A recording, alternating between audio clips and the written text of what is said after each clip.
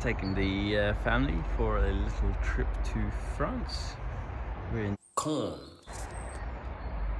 Not exactly Alfa Romeo related, but car related, as we're going in the Peugeot 404. Unfortunately, I'm still missing one hubcap in the back, but I believe my friend Neil has one for me. Just need to go and have a meet up. Look at this. Naughty Kitty has been on the hood here. There you go.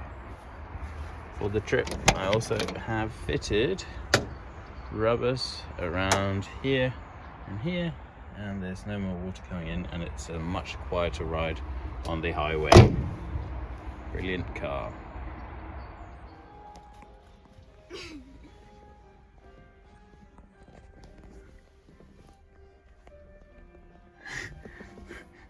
French, German, French, German, Japanese, Danish. Christmas came early this year. No, it isn't. Well, it is for me.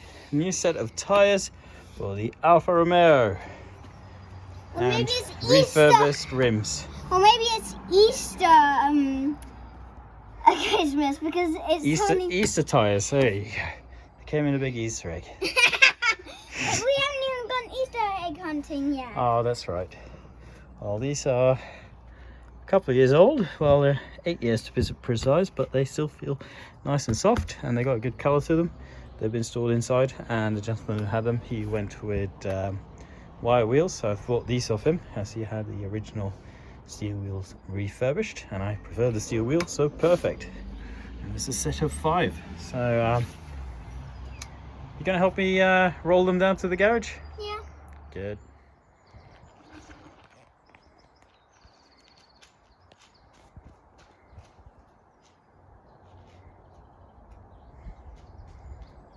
How's it going? Good.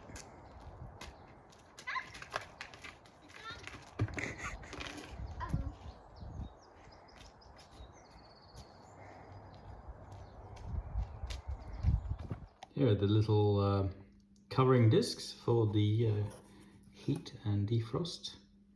Given this a light polish, and this one is yet to get it. So you can see the difference isn't big, but it does make it a little bit more legible when you don't have all these scratches in it.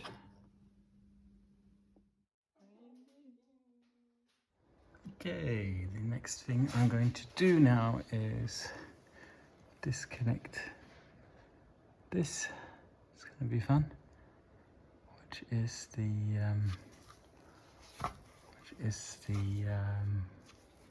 master clutch cylinder, which looks really nice and stuck on there. I think I'm going to loosen that up there. There.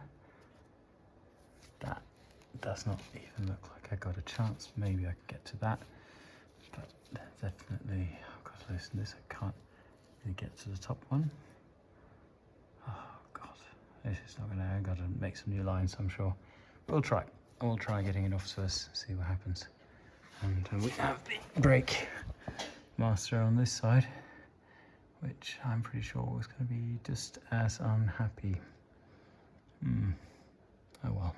So a big mess and a heck of a lot of swearing later. That's not suitable for this channel. I've gotten the brake master and the clutch master out. The reason why there's a lot of swearing is because of the situation where it is, and I'll have to order a bunch of brake lines, because there was no chance these were coming off. They were just starting to twist like this one, so I decided we'll just have to bite the bullet and start getting brake lines and making a plan of how to get them from A to B. Yeah, nice. Lots of rust protection from around the engine, natural rust protection, coming seeping rust protection that comes out of the engine, and unfortunately a couple of bits where it hasn't been hitting, but it's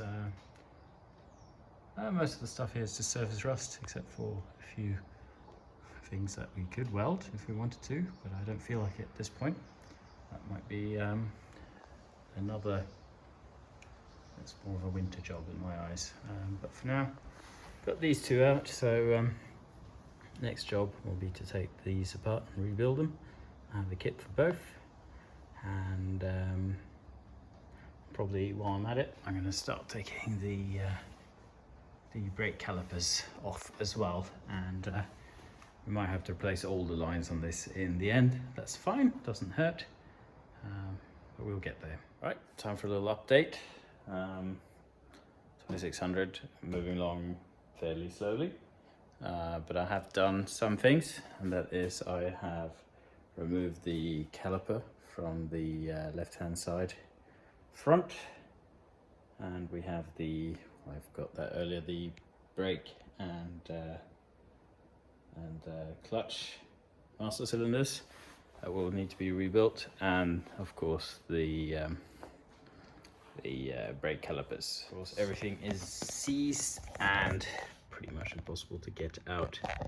So I've done the grease gun trick for the slave cylinders here, because there's two cylinders, pistons, because there's two pistons here. This one, of course, has come out quite a bit, so we'll pop that first, so I need to figure out a way to get the other one out as well. Where there's a will, there's a way.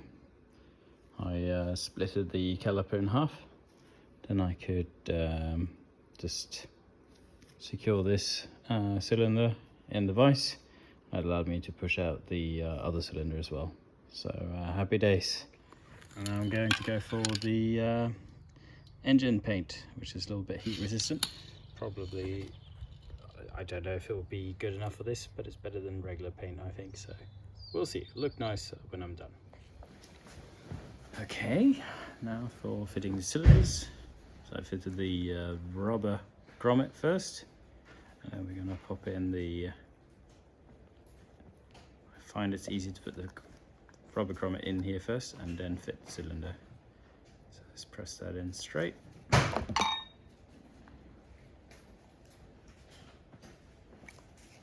Fit well. Went in very nicely on the other side. There we go. Just press that in like so, and then I'm just going to make sure that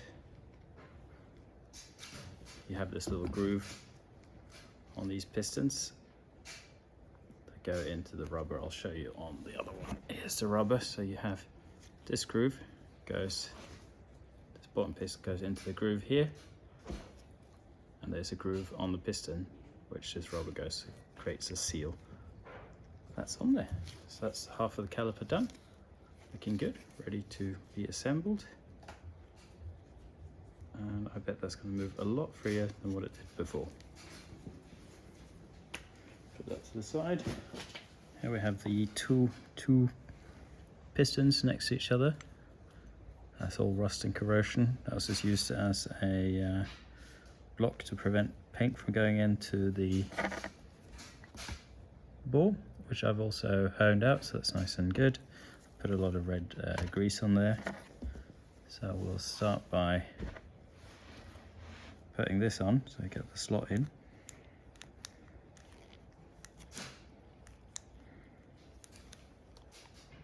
That works. Good.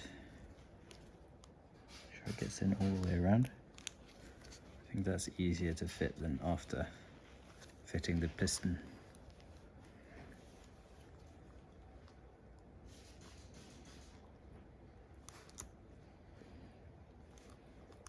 This is more of a dust seal than anything else, so it's not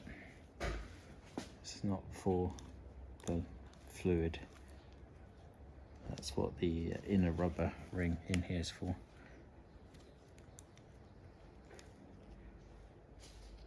Okay, and now to press this cylinder down, I'm going to put some red grease on that, help it lubricate and go in.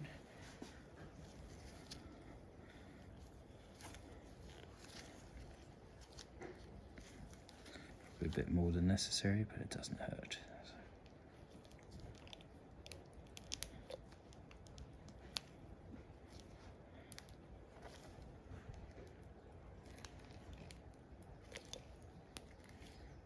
Come on. Wait. There we go. In it goes. Just make sure that that comes in there. Goes into the groove.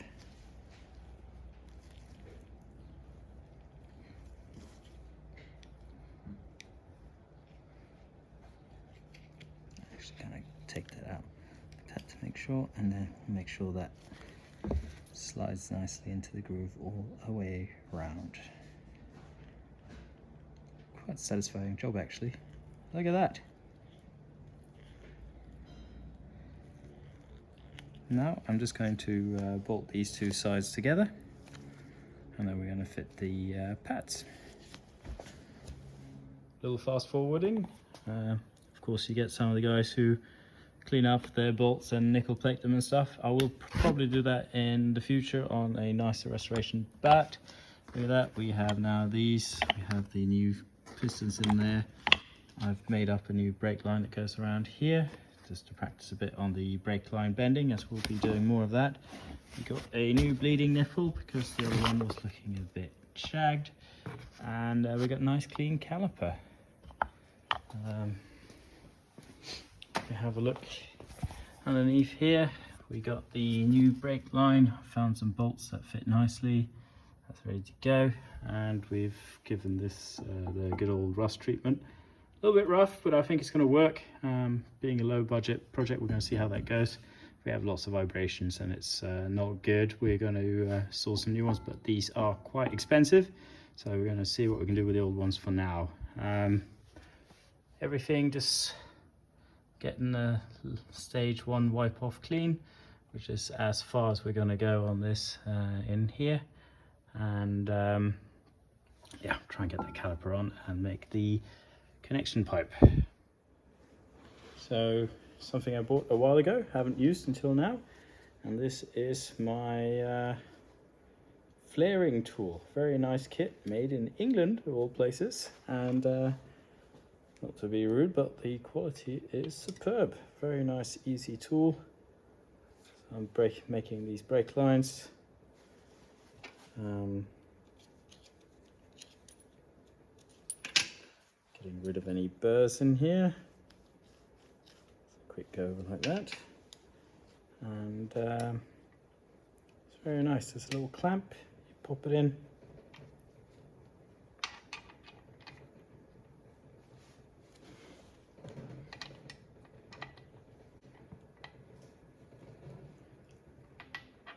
You got two sorts.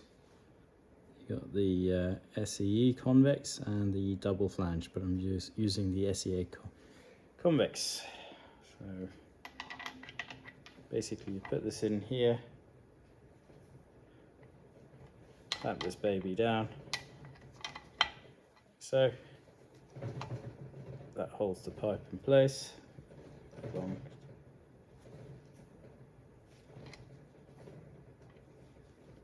And then we pop the other side of the die on.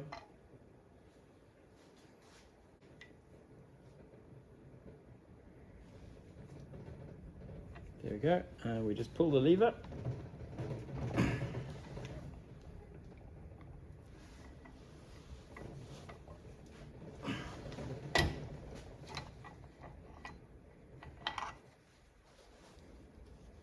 Crack the egg.